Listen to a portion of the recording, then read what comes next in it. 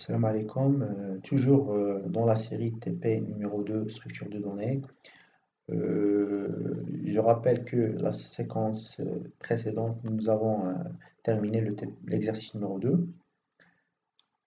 Juste que j'ai rajouté quelques retouches pour donner plus de visibilité lors de l'affichage. J'ai rajouté des anti-slash-t. Et puis lorsque vous allez faire l'exécution, vous allez le remarquer.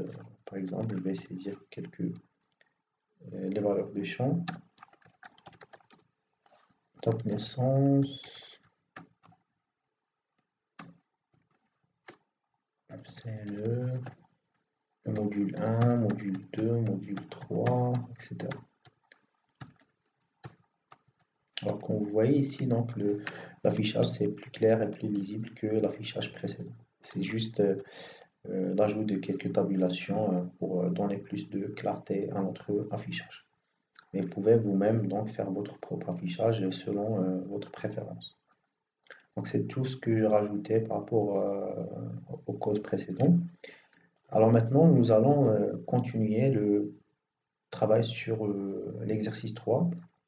Alors dans l'exercice 3, c'est euh, de faire, donc l'objectif c'est de faire l'initialisation à la déclaration.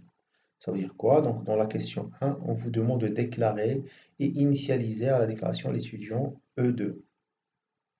Donc à la déclaration de l'étudiant E2, nous allons faire l'initialisation par les valeurs qui sont indiquées dans le tableau suivant. D'accord?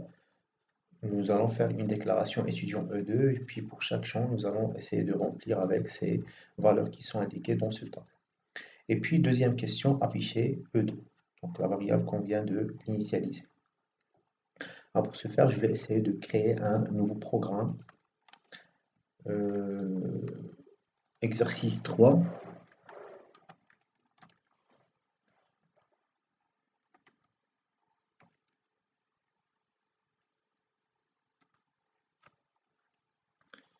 Et puis donc, je vais copier le même code que l'exercice 2.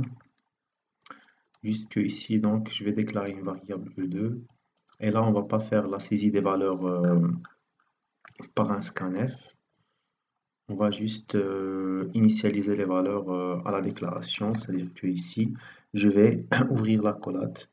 Et puis, comme on fait pour les tableaux, on peut initialiser à la déclaration les valeurs. Là, je vais mettre le nom, prénom,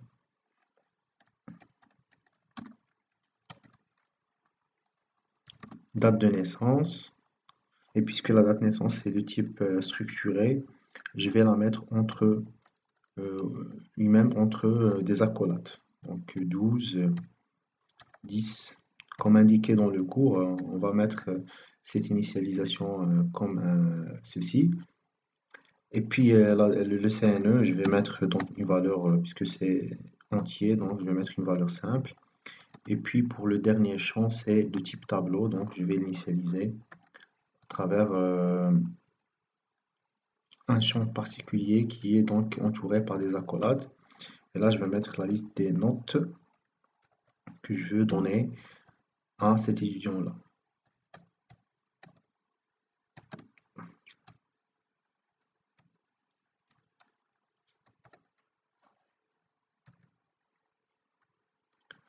D'accord?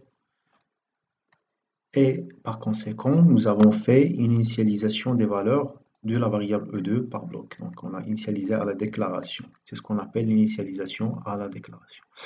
Et puis, donc, j'ai gardé le même affichage que dans l'exercice 2 pour afficher donc la variable E2. Juste que ici, on avait E1, donc je peux la modifier ici en E2 ou bien laisser donc la variable ici E1 pour faire un test. Mais comme c'est indiqué E2 dans l'énoncé, on va respecter l'énoncé rapidement. Je peux mettre un CTRL H, rechercher remplacer E1 par E2 si vous voulez. Donc sinon rapidement, puisque il n'y a pas de beaucoup de patterns E1, je vais les remplacer manuellement.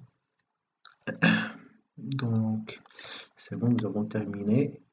Alors je vais faire un test. Donc là, oubliez de faire une déclaration pour la variable i. puis je vais faire l'exécution.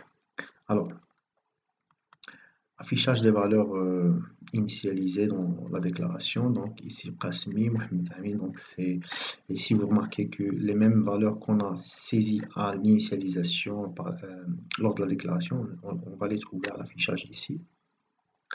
Les mêmes valeurs.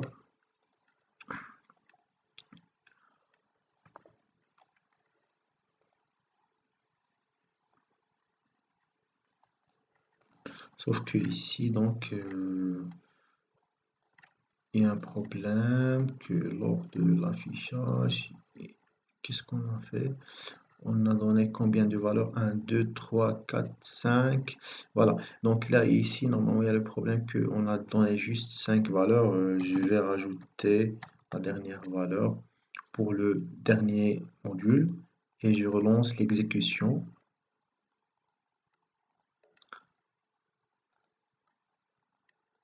Voilà. Il affiche donc correctement les bonnes valeurs saisies à la déclaration. Sauf que ici, si vous remarquez, il y a plusieurs chiffres après le virgule. Je peux limiter ça donc à l'affichage. À côté du pourcent de F, je vais mettre 2 chiffres après le virgule. Voilà. Donc il va afficher juste 2 chiffres après le virgule. Et voilà, nous avons donc terminé l'exercice numéro 3.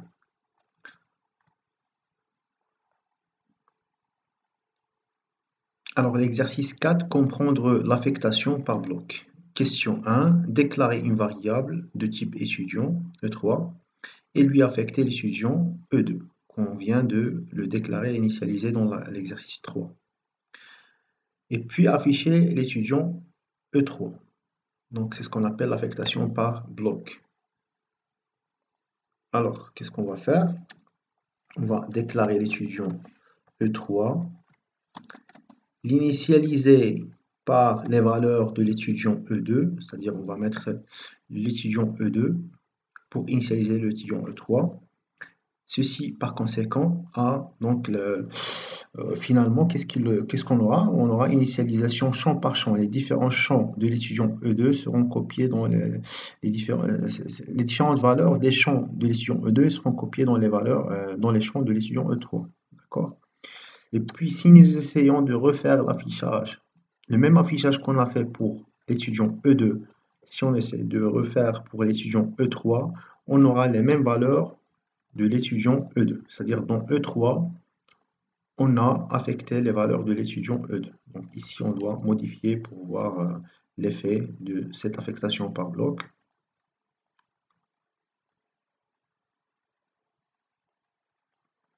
Voilà, on a modifié. Très bien. Donc j'ai initialisé E3 par E2. Et puis j'essaie d'afficher la structure, la variable E3. Donc vous allez voir que on aura les mêmes valeurs de E2 puisqu'on a affecté E2 dans E3. C'est ce qu'on appelle affectation par bloc. Alors je vais faire l'exécution, alors compiler et exécuter. Donc là c'est puisqu'on avait déjà déclaré le i, pas la peine de refaire la déclaration. Voilà. Affichage des valeurs saisies de E3. Alors là c'est, si on veut faire plus clairement l'affichage, on va affichage des valeurs de E3. Et ça c'est l'affichage des valeurs de E2. D'accord.